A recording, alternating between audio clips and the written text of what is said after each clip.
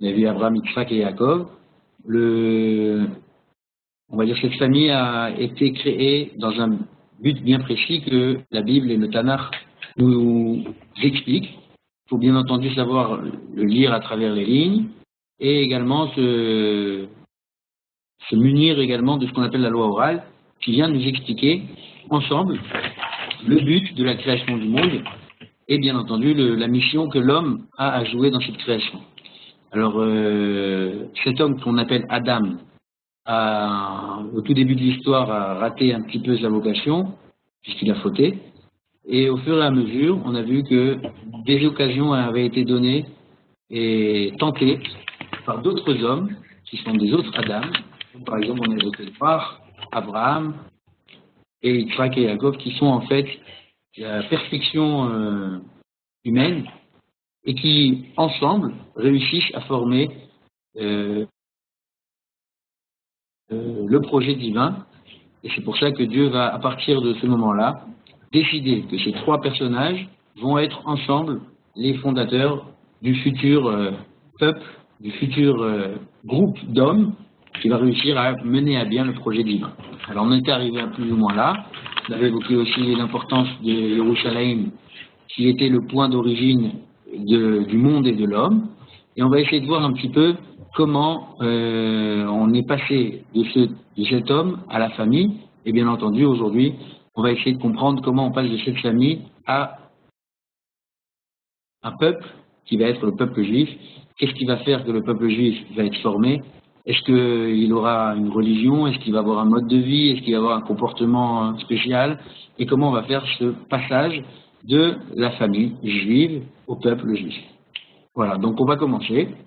Et on va commencer, là on s'était arrivé donc sur le nom que ce peuple va recevoir. Alors si on peut lancer maintenant le diaporama. Oui, Dan, c'est toi qui gères, voilà. Voilà, donc très bien. Alors voilà, donc on avait réussi à expliquer que chacun des patriarches avait une caractéristique et un caractère bien précis. On avait évoqué Abraham, Yitzhak et Yaakov. Et bien entendu, le peuple ne serait jamais né s'il n'y avait pas de femmes importantes, qui elles aussi ont chacun joué un rôle capital et majeur. Et donc, nous avons des couples, Abraham et Sarah, Yitzhak et Rivka, Yaakov et Rachel et Léa. De temps en temps, on va essayer aussi de faire, comme on l'avait fait la semaine dernière, des petites digressions qui nous permettent de voir un petit peu ce qui se passe au fur et à mesure des années et même dans les périodes qui sont proches à notre époque. Alors juste pour une petite histoire, lorsqu'en 1948 la création de l'État d'Israël a eu lieu et que David Ben Gurion va proclamer l'indépendance de l'État d'Israël, il est assis à côté de lui un homme qui s'appelle le rabbin Fishman Maimon. Et lorsque la déclaration est lue, tout le monde attend de savoir comment va s'appeler ce pays. Alors David Ben Gurion dit, voilà, ce pays s'appellera donc l'État d'Israël. Et plus tard, après cette cérémonie qui a duré qu'une petite demi-heure, la question a été posée, mais pourquoi cette terre s'appelle l'État d'Israël? Et la réponse qui a été donnée par le Rav Fishman est la suivante. Normalement, c'est Yaakov, qui a changé de nom et qui s'appelle Israël, suite au combat qu'il a fait avec un ange et qu'il a vaincu cet ange. L'ange a décidé donc de lui changer son nom et il l'a appelé Israël, qui veut dire, en réalité, tu as gagné cette créature divine et tu changeras donc ton nom et tu passes de Yaakov à Israël. Et en fait, lorsque Yaakov va avoir des enfants,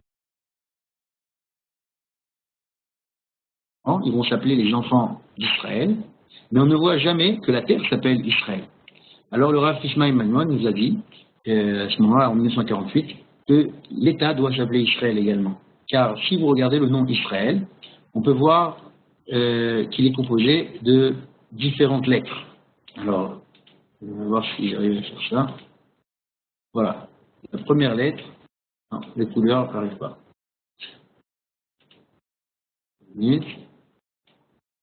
Le surligneur, bon c'est ça.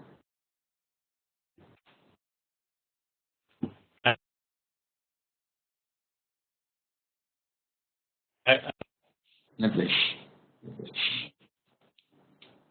Voilà. Alors, le nom Israël est composé donc de 5 lettres. Le premier, c'est le Yud. Et vous allez voir en fait que le mot Israël, tous les patriarches et Yitzhak ensemble. Le Shin, c'est Sarah. Le Resh, c'est Rachel et Rivka. Le Aleph, c'est Abraham. Et le Lamed, c'est Léa. Et en fait, lorsque la terre qui s'appelle la terre des patriarches et des matriarches a été donnée à ses ancêtres, à nos ancêtres, en réalité, en disant et en appelant cet endroit la terre d'Israël, on veut dire en fait que c'est la terre d'Abraham, d'Isaac, de Jacob, des matriarches, et on voit comment en fait ces gens ont réussi à amener leur touche personnelle pour créer le nom d'Israël.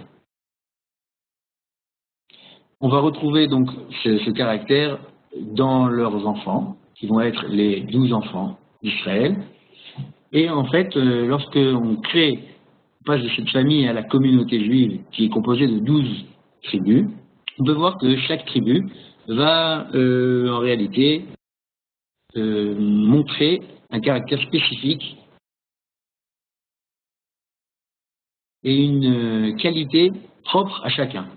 Alors les 12 tribus d'Israël sont bien connues. Voilà, ils sont marqués ici devant vous. Dans l'ordre, on a Reuven, Shimon, Yehuda, Zevulun, Issachar, Dan, Gad, Asher, Naphtali, Yosef, Binyamin.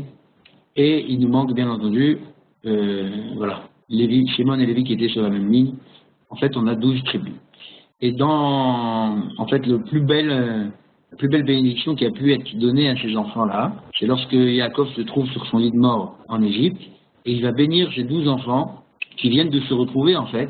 Alors, dans un instant, je vais expliquer que les aventures n'ont pas toujours été faciles avec ces 12 enfants.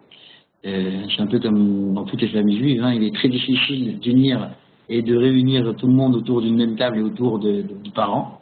Et donc, au moment de sa mort, Yaakov va bénir ses 12 enfants, et en fait, au moment de cette bénédiction qu'il donne, il va donner à chacun un symbole, un signe propre à lui, et ce sera la véritable bénédiction personnelle que chaque enfant recevra de la bouche de son père. Avant de venir sur les symboles, donc j'aimerais revenir sur l'histoire un petit peu.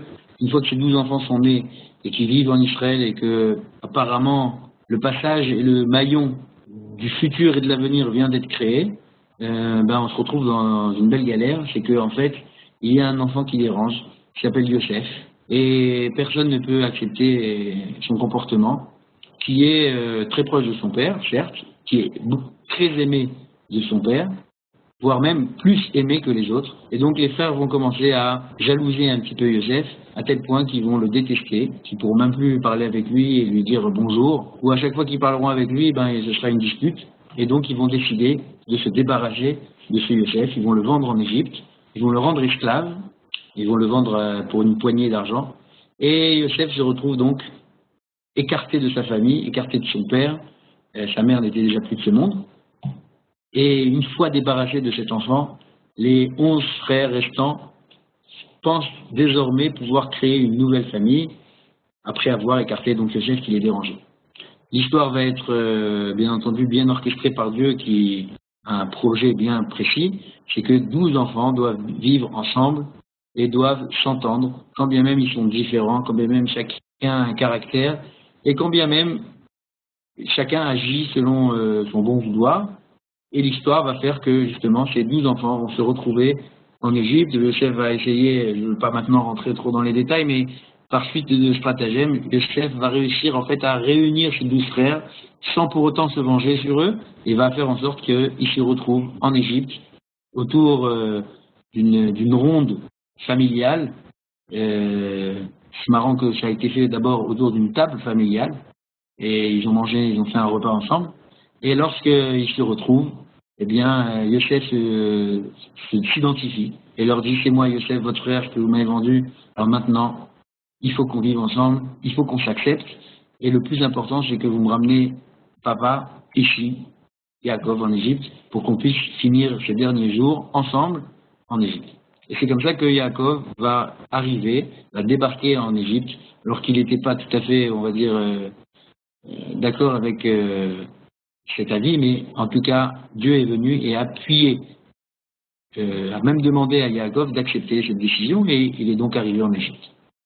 Et donc, comme je le disais tout à l'heure, au moment de sa mort, après avoir profité de tous ses enfants et de retrouver cet esprit familial qui s'était perdu, en fait, Yaakov va bénir ses enfants et va leur dire, dans un testament merveilleux, je vais vous bénir, mais sachez que vous devez rester ensemble. Sachez que vous avez tous un destin commun, mais chacun vous avez une mission.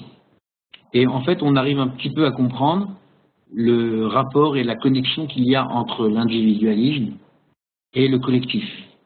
Chez nous, dans le peuple juif, et tout au long de l'histoire, on va essayer de mettre l'accent sur, quelquefois, mettre en avant le côté individuel ou mettre en avant le côté collectif.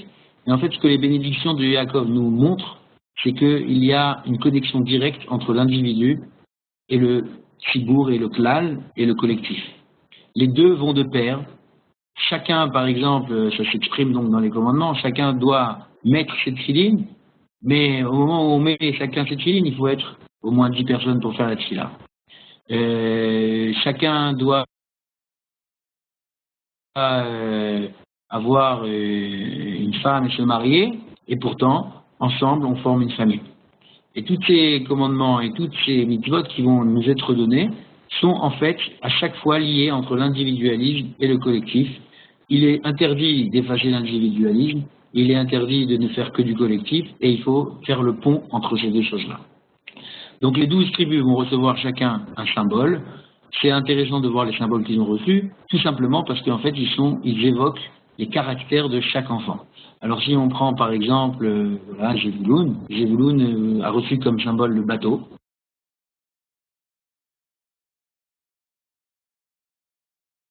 Habité proche de la mer et qu'il est voué à faire du commerce et donc d'aller exporter des produits et de s'auto-alimenter grâce à son commerce et grâce à ces marchandises qu'il va vendre dans le monde entier. Tous les gains que Jévouloun va avoir, et il les partagera avec Issachar. Issachar qui est symbolisé par un livre, et en fait ces deux enfants vont de pair. Issachar et Jévouloun seront, on va dire, collègues, voire même plus importants, des choutafim, des partenaires, à tel point que Issachar étudiera la Torah pendant que Jévouloun fera son commerce. Et le salaire des deux partenaires sera partagé. Ça veut dire que toute la Torah que Issachar va étudier, la moitié de ce mérite spirituel ira à Jévouloun. Et tout le commerce que Jévouloun va gagner, ce mérite matériel, ira à la moitié à Issachar. Donc chacun donc, reçoit un symbole qui va lui donner la marche à suivre dans sa vie. On a également Yehuda, qui va recevoir le signe, le symbole du lion. Et bien entendu, ces symboles-là sont liés à la bénédiction. Vous voyez la bénédiction de Yehuda, Gour Aryeh Yehuda. Tu es un bébé lionceau, Yehuda. Et le lion, si vous regardez, il faut aller au zoo pour comprendre les caractères de Yehuda.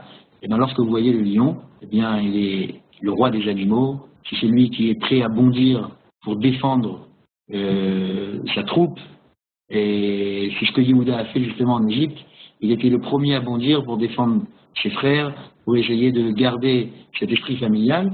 Et il a donc mérité d'être le futur roi des 12 tribus. Et on dira que la royauté d'Israël ne peut être que entre les mains de Yehuda. Voilà, donc on ne va pas faire tous les signes, mais vous voyez que, par exemple, on a ici... Oui ? Dan, il y a une question sur le chat qui pose la question de Yosef, qui nous fait la remarque que Yosef n'est pas vraiment une tribu. Est-ce que tu peux expliquer un peu plus? Non, je sais quoi la question.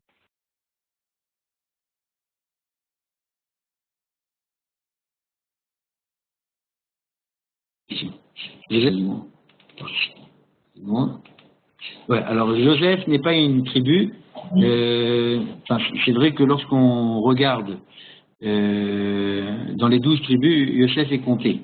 Mais en réalité, il s'est passé quelque chose, un événement, et au moment où Jacob va recevoir la bénédiction divine et qui va être, on va dire, authentifié comme étant un des patriarches, Alors Yaakov va faire une promesse. Et il va dire à Dieu, tout ce que tu me donneras, je donnerai 1/10 pour toi. Et en disant cette phrase, sur 12 enfants qu'il va recevoir, il y en a un qui va donc être destiné au service de Dieu. Et celui qui va être destiné plus tard, ce sera la tribu de Lévi. Donc on n'a plus 12 tribus, mais on en a 11. Il y en a une qui a sauté, c'est la tribu de Lévi. Et vous voyez que sur son signe, on remarque les pierres précieuses qui étaient sur la poitrine du Kohen Gadol, du grand prêtre, et sur lesquelles sont inscrites les 12 tribus.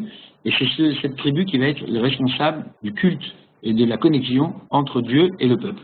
Donc on n'y a plus que 11 tribus. Maintenant, comment on retrouve les 12 tribus? C'est qu'en fait, la tribu de Yosef s'est coupée en deux, et s'est divisée en deux, puisque Yosef a eu 2 enfants en Égypte. Et au moment où Yaakov va bénir ces 12 tribus, il va regarder les 2 enfants de Yosef, qui sont Ephraïm et Ménaché, et il va leur dire, vous êtes comme moi, vous êtes pour moi comme mes enfants. Et donc si vous êtes comme mes enfants, eh bien on rajoute maintenant 2 autres tribus. Donc en fait, on a fait tomber une tribu, on a fait sauter Yosef, et on a rajouté 2 autres tribus, ce qui nous sort toujours 12 tribus. D'accord? C'est clair? Ça, tu réponds, c'est qui a posé la question? C'est Vivi. Ce sont ses enfants. Vivi, elle a le micro, elle répond, ok, merci. C'est clair. Et voilà, Vivi est là, c'est bon. Donc, Ephraïm et Ménaché. Alors, quand on va parler des 12 tribus, on parlera toujours de Yosef, mais en réalité, comme je vous l'ai dit, on parle d'Ephraïm et Ménaché. On retrouvera ça dans un instant quand on va parler du partage de la terre.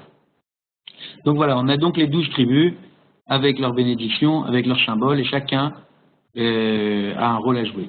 Alors, si je pose la question qui est assez rhétorique, quelle est la tribu la plus importante?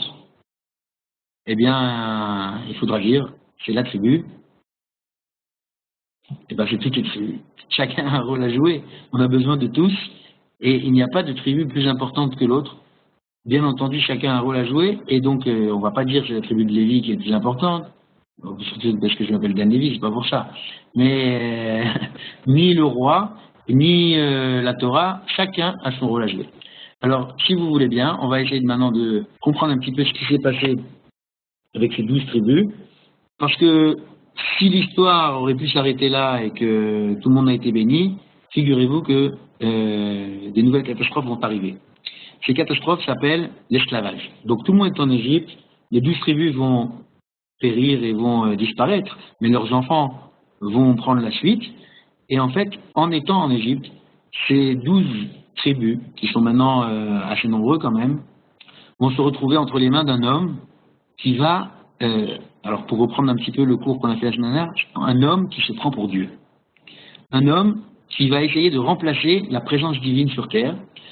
Un homme qui va croire que, eh bien, cet être suprême, ça ne peut être que l'être humain. Et donc cet homme s'appelle Pharaon. Il vient sur la scène de l'histoire et il va commencer à lui-même gérer le monde à sa façon. Et il va se permettre donc de prendre des gens, des enfants d'Israël, et leur enlever leur qualité humaine. Il va les rendre esclaves.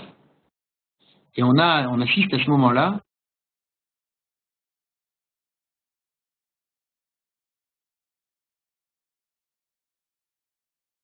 soit, on va dire, un monde à la mode des hommes, ou à la mode de cet homme. Lui aussi il va recevoir un symbole, son symbole ça va être la pyramide. Et cette pyramide est vraiment très significative, parce qu'en fait lui il est au sommet de cette pyramide, et tout celui qui est en dessous est écrasé par lui, il est complètement soumis à la hiérarchie que ce pharaon a mis en place, et personne n'est utile dans cette pyramide si ce n'est que la tête et le sommet. Le texte appelle cette pyramide Sous Verochvo, le cheval et son écuyer. En Égypte, il y a tout un principe qui va être mis en place. Il y a un cheval, mais au-dessus du cheval, il y a un écuyer.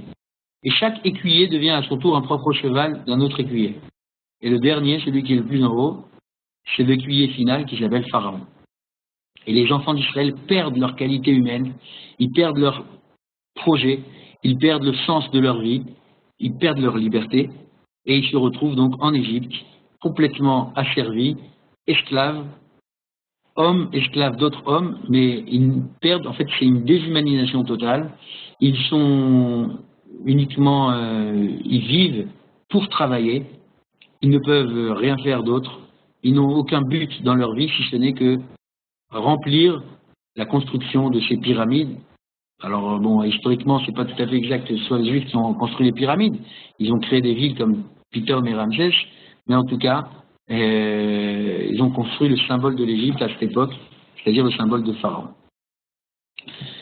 Comment on va mettre fin à tout ça? Eh bien, c'est uniquement après 210 ans d'esclavage.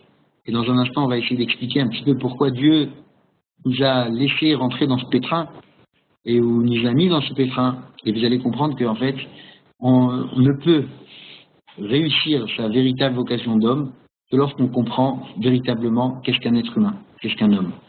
Et en ayant touché le fond, avoir été des esclaves, les enfants d'Israël vont comprendre quel est leur but et leur destin dans ce monde. Alors, pour comprendre ça, il va nous savoir un homme qui va venir nous sauver un petit peu. On l'appelle Moshe. C'est le leader adéquat. Et ce Moshe, en réalité, l'histoire va être bien faite. L'histoire commence par le début, par un petit enfant qui va naître et qui va être destiné à être l'homme de la situation. On n'a pas beaucoup d'événements sur Moshe, si ce n'est que sa mère l'a mis dans un berceau flottant, une sorte de petite arche. Alors ça nous rappelle tout de suite Noach, qui a été sauvé et qui a été le seul être humain à être sauvé avec les animaux dans une arche.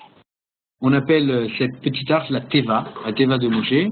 Moshe a été mis dans une Teva, et lui aussi, ça va être le sauveur de l'humanité, le sauveur de ces êtres humains, celui qui va réussir à ramener ces hommes à leur qualité humaine.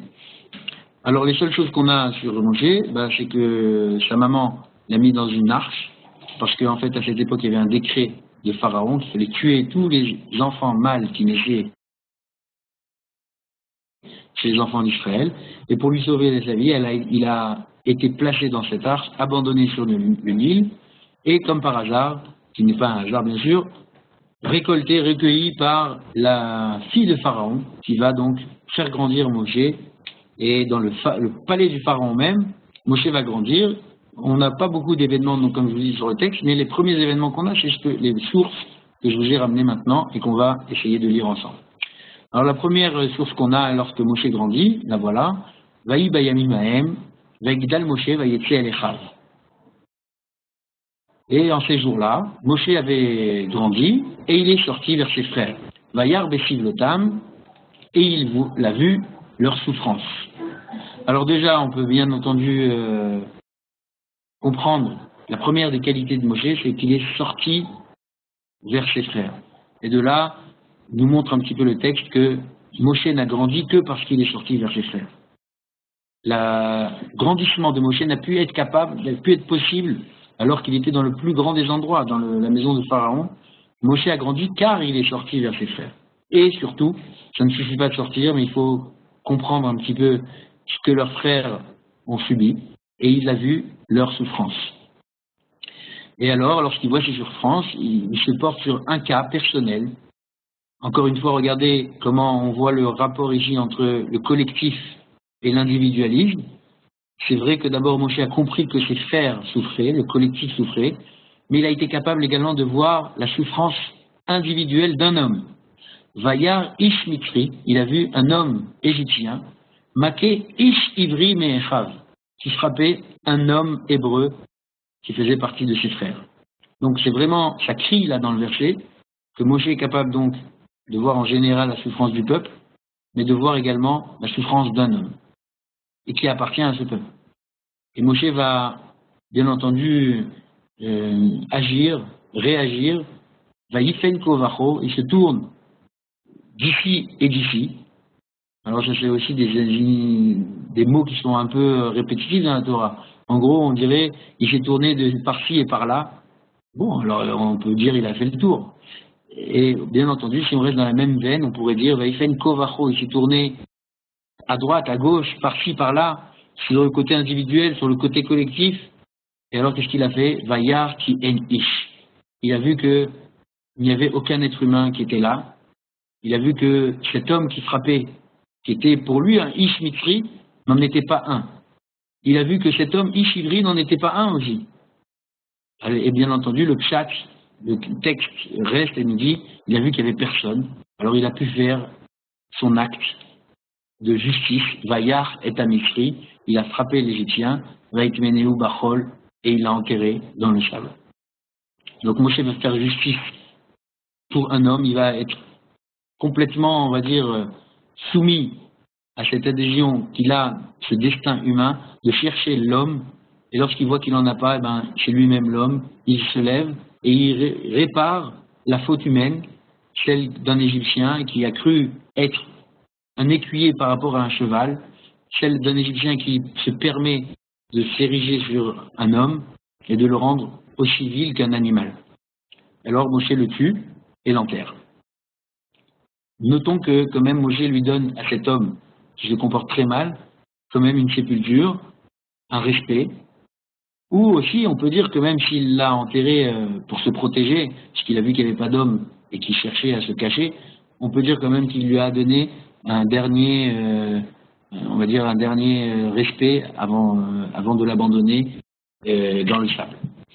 Donc ça c'est le premier acte que Moshe va faire. Il va en réalité s'ériger contre un non-juif, et dans le texte c'est bien marqué l'identification d'un Mitzri face à un Ivri. Donc on voit que Moshe c'est le justicier des Juifs face aux non-Juifs, face aux Égyptiens. Deuxième épisode qui se passe en réalité le deuxième jour, le lendemain. Alors c'est bizarre quand même que pendant des années on ne nous parle pas de Moshe, et là soudain, tous les jours on nous raconte ce qu'il fait. Alors Vayetse Bayom Hasheni, il est sorti le deuxième jour. Notons que Moshe ne s'arrête pas là. Le deuxième jour, c'est-à-dire que tous les jours il sort. Tous les jours il va voir comment on peut aider ces gens-là. Veine Shene Anashim Ivrim Nitzim. Et voilà qu'il y a deux hommes qui sont en train de se bagarrer. Alors l'image a été choisie vraiment d'un point de vue sans faire de... J'avais même mis des carrés, mais c'est pas sorti. Les carrés que j'avais mis étaient pour cacher les visages, donc je m'excuse auprès des gens. Mais bon, ça va, ils sont pas en train de se bagarrer à mort, comme on dit. Et le drapeau d'Israël n'est là que pour nous dire que c'était deux juifs hébreux qui se bagarraient. Peu importe pourquoi ceux-là sont en train de se battre, mais en tout cas, là-bas, ils se bagarraient, on ne le sait pas aussi pourquoi. Et soudain, ces deux hommes qui se battent, Vayomer la Racha, Lama Takereacha. Moshe parle au méchant, donc c'est automatiquement celui qui a tort, et il lui dit, Lama Takereacha, pourquoi tu frappes ton ami, ton prochain? Dans le texte, on ne sait pas c'est lequel à qui il parle.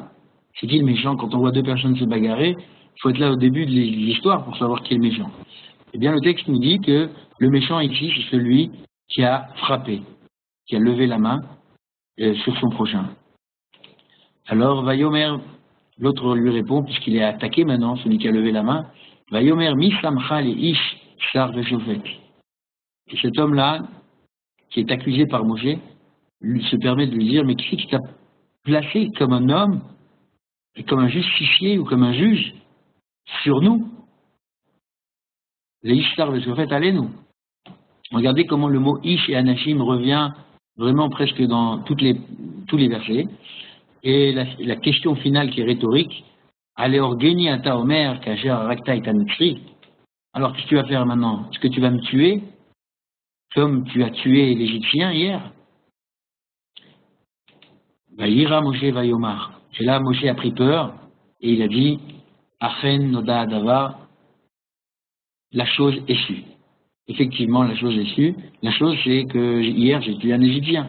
Et si le bonhomme que je viens de sauver, eh bien, il est en train de me dire que hier j'ai tué un Égyptien, ça veut dire qu'il y avait des hommes hier. Il y avait des gens qui étaient présents.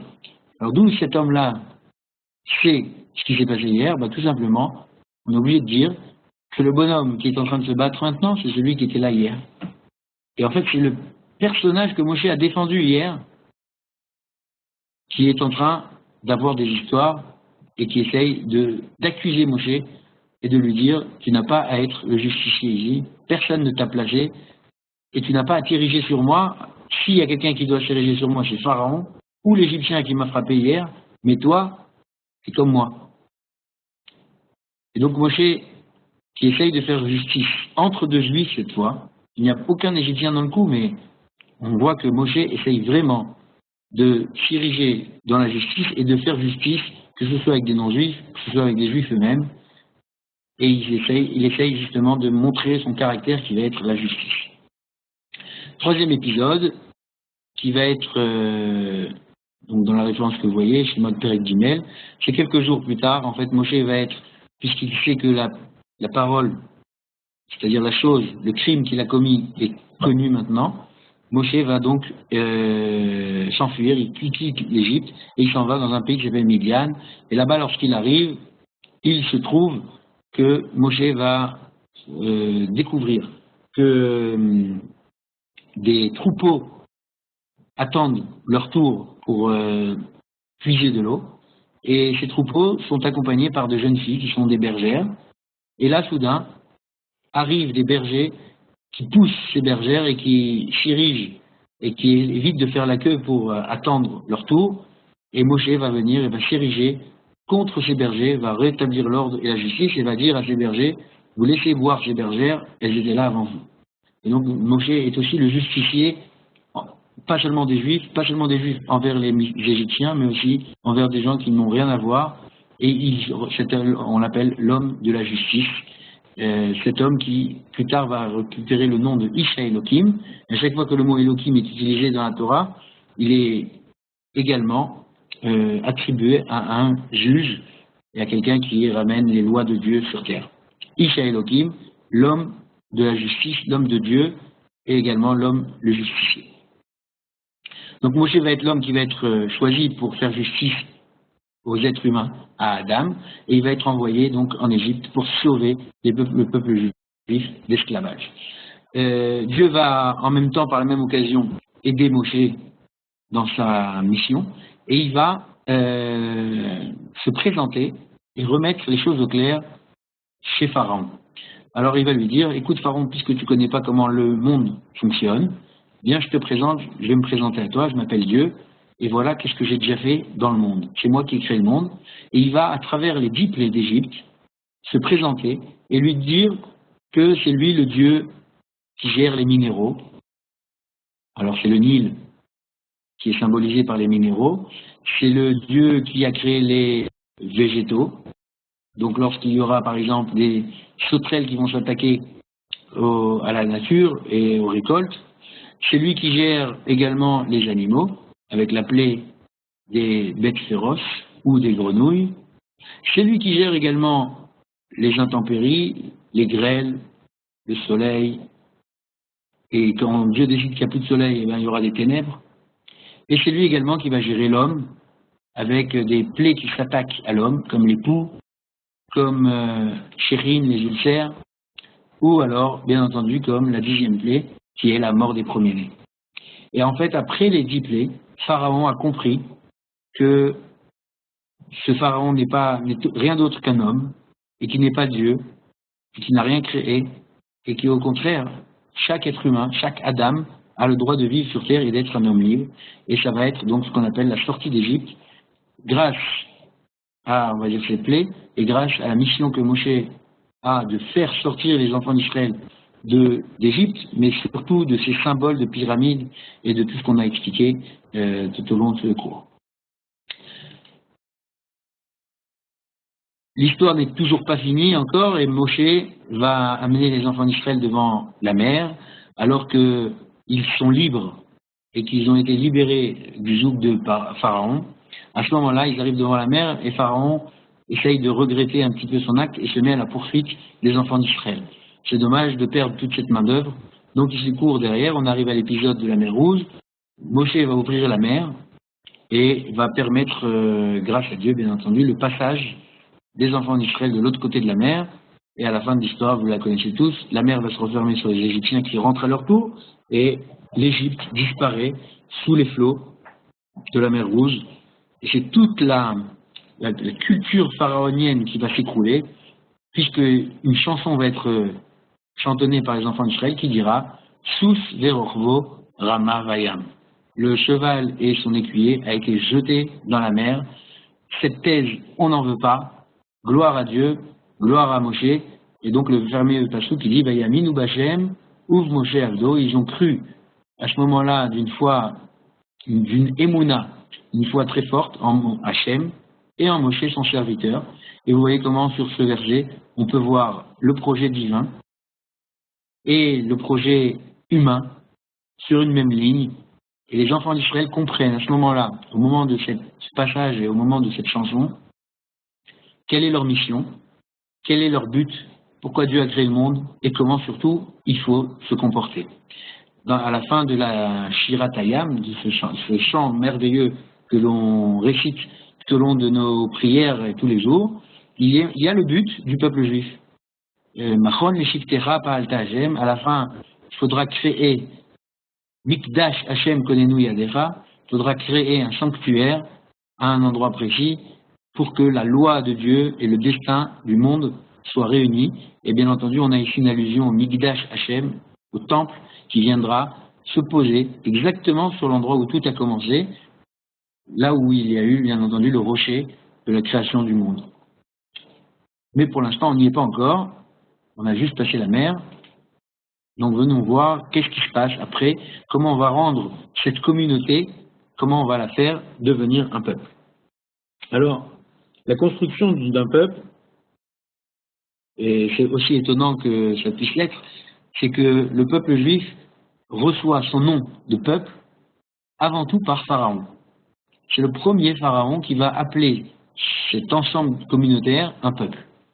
Et dans un mauvais sens, puisqu'il va dire « ce peuple me fait peur, il faut que je m'en occupe, que je les asservisse et que je tue tous les mâles, parce que si je les laisse, ils vont prendre le dessus de mon pays et il y a hors de question qu'on laisse faire ça. » Donc c'est aussi étonnant. On va essayer de voir dans notre cours quand est-ce qu'apparaissent des concepts qui sont tellement édificateurs pour nous. Donc le premier à avoir dit « ce peuple-là », c'est Pharaon. Mais on verra plus tard qui appelle les juifs juifs, qui appelle les enfants d'Israël ainsi, et vous verrez qu'à chaque fois, aussi étonnant que ça puisse l'être, c'est toujours les autres qui nous nomment avant qu'on puisse comprendre quel est notre rôle. Donc voilà, cette communauté est maintenant dans le désert, sains et saufs, ils ont passé la mer, et 49 jours après la sortie d'Égypte, Dieu va leur annoncer très gentiment que s'ils sont sortis d'Égypte, c'est pour réaliser un but précis.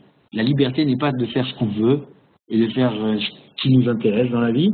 La liberté, c'est de faire ce que Dieu a prévu, et c'est ça la véritable liberté. Et comme il l'avait dit avant, et que Moshe l'avait dit également, si vous allez sortir un jour de cet esclavage, ce sera pour venir servir Dieu, être les esclaves de Dieu. Alors en hébreu, le mot avadim, c'est esclave, mais c'est aussi serviteur. Il y a la connotation péjorative de Pharaon, être un esclave d'un homme, mais il y a aussi la connotation merveilleuse et majestueuse qui est d'être le serviteur d'un roi. Pharaon était un roi aussi, mais si l'homme a servi l'homme, alors il devient un esclave. Et si Dieu a servi l'homme, alors il devient un serviteur et il fréquente le palais divin tout au long de sa vie. Et c'est ce qui va se passer. Dieu va créer le service de ses serviteurs au moment où il va lui donner la Torah au mont Sinaï. Donc voilà, le mont Sinaï qui est là. Le dessin est bien entendu faussé d'après l'oral, puisque le mont Sinaï était la plus petite des montagnes qui était à ce moment-là dans le désert, mais c'est juste pour un peu symboliser le dessin.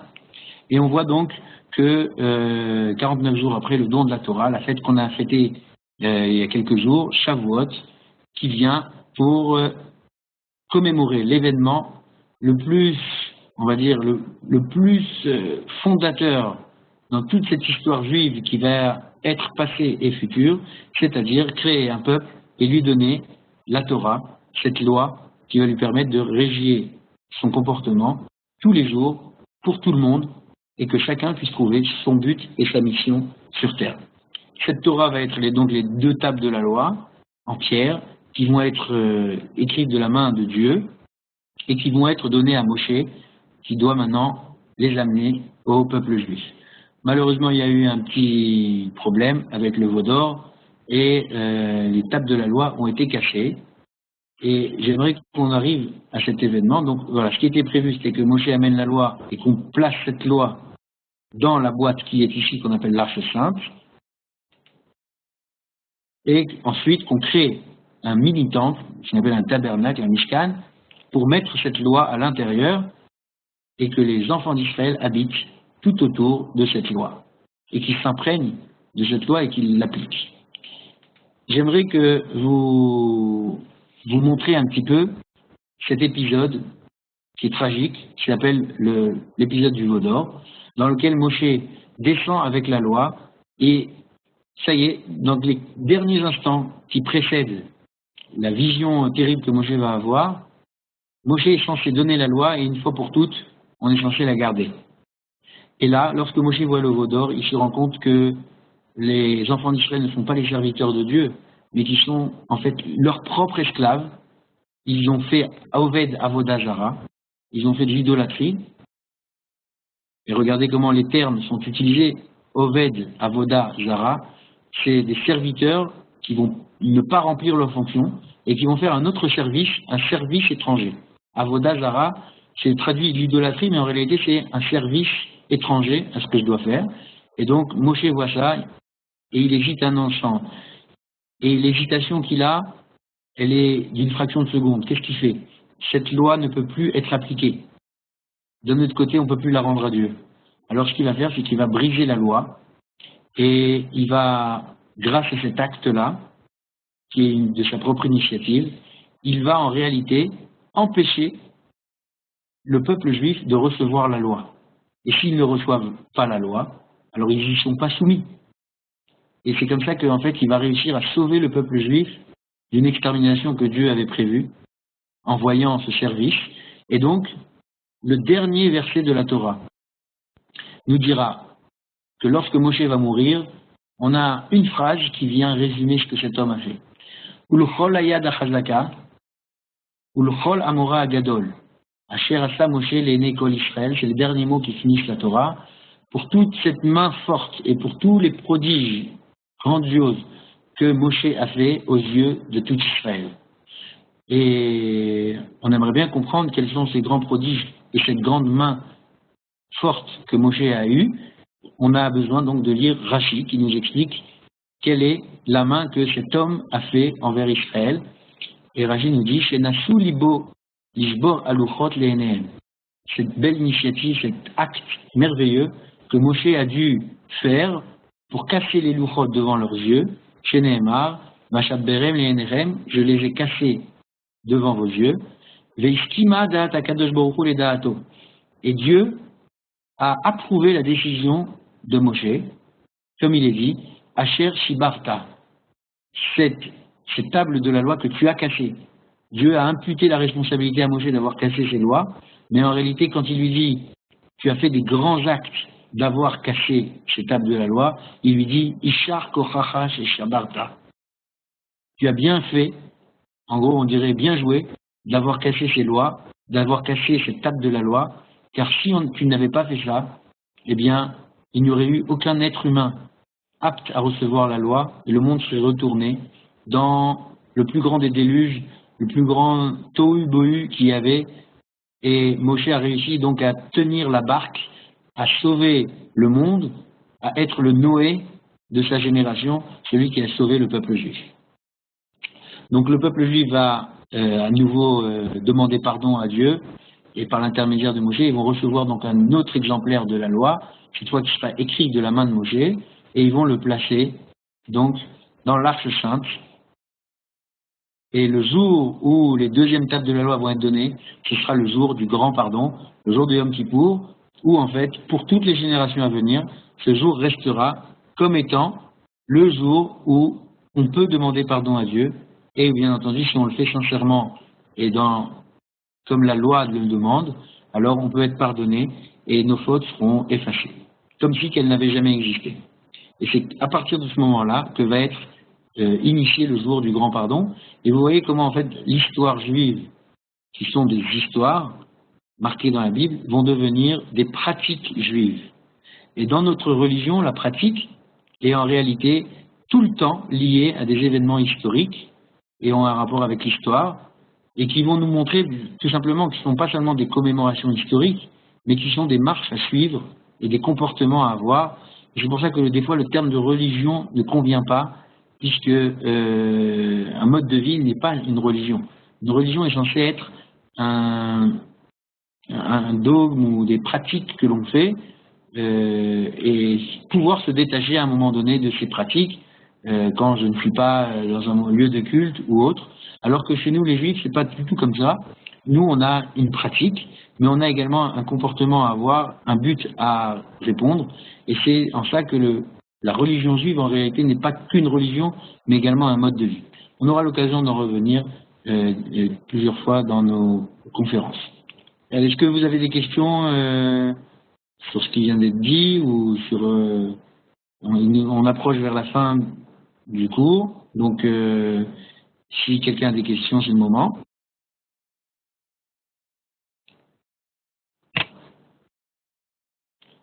Et si personne n'a de questions, donc je vais continuer et amorcer l'introduction du prochain cours. Donc voilà, les enfants d'Israël donc maintenant habitent dans le désert. Ils siègent tous, ces 12 tribus, autour du Mishkan, qui contient les tables de la loi. Et en fait, ces enfants d'Israël vont devoir, à partir de ce moment-là, vivre dans le désert ensemble. Ils vont pas vivre très longtemps. En tout cas, ce qui est prévu dans le programme, c'est que normalement, moins d'un an plus tard, on rentre dans la terre d'Israël et on garde exactement les mêmes positions et le même établissement que vous voyez dans le désert doit être en fait calqué sur la terre d'Israël. Et lorsque vous voyez la carte d'Israël qui va être distribuée aux 12 tribus, pas l'année d'après, mais 40 ans plus tard, en fait, vous retrouverez que ici, dans ce petit point rouge qui est Yerushalayim, le centre du Mishkan sera placé et que tous les enfants d'Israël siégeront donc autour du Mishkan, exactement selon l'ordre où ils ont habité dans le désert pendant 40 ans. Alors il faut expliquer bien entendu pourquoi on s'est retrouvé 40 ans dans le désert. C'est en fait qu'il y a eu plusieurs épisodes, et on finira par ça. Les différents épisodes du désert sont les suivants, qu'à un moment donné, il n'y avait plus rien à manger, et que les provisions se sont terminées. C'était bien avant le don de la Torah. Alors il y a eu ce qu'on appelle l'épisode des cailles. C'est que les enfants d'Israël ont demandé à Dieu d'avoir quelque chose d'autre dans le menu et dans leur repas. Dieu leur a donné des cailles, mais ils n'ont pas demandé d'une façon, on va dire, noble et honorable. Donc ça nous a pris du temps et pendant 30 jours, on a mangé des cailles. Le temps d'après, ils ont continué à se plaindre, ils voulaient manger autre chose. Donc Dieu leur a donné la manne, qui est la nourriture du désert. Ensuite, on a eu d'autres épisodes. Il y a eu une guerre. On s'est fait attaquer par un peuple qui s'appelle Amalek, qui a osé braver, on va dire, la aura qu'il y avait autour du peuple juif comme étant le peuple protégé de Dieu. Et Amalek, donc, a décidé d'attaquer le peuple juif. Il y a eu une guerre contre lui. Heureusement, cette guerre a été gagnée. On a eu l'épisode du veau d'or. On a eu une période d'attente aussi de colportage de Myriam. Myriam a dit des mauvaises paroles sur son frère Moshe, et donc il fallait l'attendre, puisque toute personne qui dit du mal est frappée de lèpre. Et une fois qu'elle a de la lèpre, on doit la mettre à l'extérieur du camp. Alors ça ne se faisait pas de sortir Myriam et de continuer à marcher, donc on l'a attendu 7 jours. Ensuite, il y a eu des explorateurs qui ont été envoyés pour aller voir comment était la terre d'Israël. À cause de ces explorateurs, on a eu 40 années dans le désert. Et puis d'autres épisodes qui vous pourrez retrouver dans le Tanakh, l'épisode de Korah, une mini-révolte contre Moshe et contre Aaron, le manque répétitif d'eau, mais Meriva qui va faire que Moshe ne rentrera pas en terre d'Israël, et d'autres événements pour terminer à la nomination de Yoshua qui va prendre le relais sur Moshe. Alors la prochaine fois, la semaine prochaine, on commencera à comprendre un petit peu comment on remplace ce Isha Elohim, et celui qui va réussir à le faire, c'est Yoshua, Josué, qui va avoir une mission encore plus difficile que Moshe, puisqu'en fait, il va devoir faire exactement la même chose que Moshe, gérer le peuple, et cette fois le faire rentrer en Israël. Voilà. Donc, merci de votre attention, merci de votre écoute, et puis j'espère qu'on vous retrouvera la semaine prochaine pour continuer notre histoire juive qui nous apprend notre futur. Merci beaucoup, Dan. Donc, grâce à toi, on a fait une remise à niveau sur toute la Torah. On a approfondi l'histoire depuis Adam Arishon à Adam, l'homme, jusqu'à Moshe, Ish Elohim, l'homme divin, entre guillemets. Et je vois qu'il y a peut-être des questions sur le chat. Non, des remerciements pour toi, Dan. Donc, merci beaucoup, Dan. Et on se retrouvera donc la semaine prochaine. Avec grand plaisir donc pour ce troisième volet, cette suite où tu nous parleras de l'entrée d'Israël, en terre d'Israël avec Yoshua, donc Moshe qui passe la main à Yoshua. Et si vous avez apprécié, parlez-en de ce cours autour de vous. Là c'était jusqu'à la Torah, peut-être que les gens connaissent un petit peu, même si on a eu une grande profondeur grâce à Dan.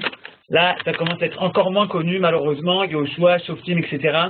C'est encore des points qu'on doit tous approfondir avec Dan. Parlez-en autour de vous, autour de votre famille. Moi, quant à moi, j'aurai le plaisir de vous retrouver dès demain, puisque vous savez que tous les soirs, on a des cours.